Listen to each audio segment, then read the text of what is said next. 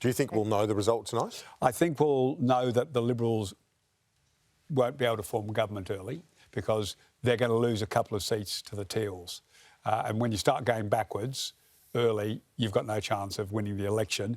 I think it might be late in the night or possibly the next few days before we can nail that Andrews has got 44, 45 seats. Just taking up what Steve said, it seemed there has been this obsession about Daniel, and it's not an obsession I've seen on the polling booth, and I've spent many hours there, and obviously as a member of the government across Geelong, but I've also been working, with the local candidates in some of the other areas. I think the obsession with Daniel has been very much Liberal Party driven. I think it's been media driven.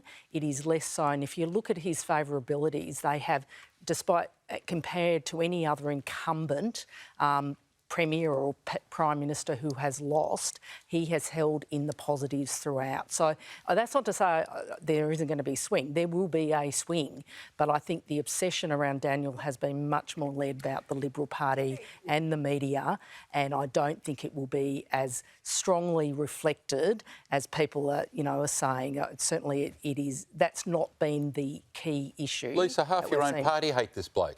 I think that's we've all got enemies, but Matthew Guy is friendly to 95% of the party. But not the public. People hate your bloke. You're right, but the people that know him best absolutely detest him. Well, I know him. I'm one of the best. Yeah, but you're a supporter of his. He's tipped out half your MPs, including good people like Frank Maguire and others who are good members of Parliament. He's tipped out all his enemies. He's divided this state. People said Jeff Kennett was divisive.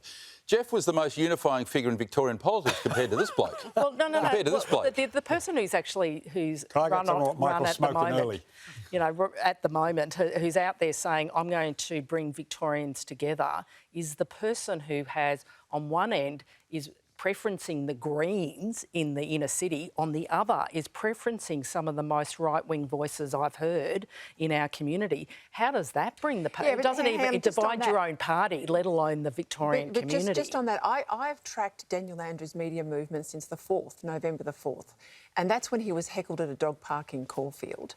And every single media event since then, Lisa, has been heavily staged. It's all been contained environments. It's all been basically staged for the media, invite-only guests. If he was confident, as you say, of his public appeal, he would have voted in his own seat, he would have campaigned in his own seat, and we would have seen him out there in shopping centres and street shopping strip walks that every federal politician does as absolutely bread and butter. Both sides, Labor and Liberal, get out there with the punters, and your bloke's hiding under the desk in highly staged events. I've never known anyone who's done more media, more community things. I've been out with him in community. My point is they're staged. I think they're all staged. Lisa, he refused to vote in Mulgrave for one reason. He would have been booed. He would have been booed, with and respect, the visuals of that would have been the Liberal shocking Party, for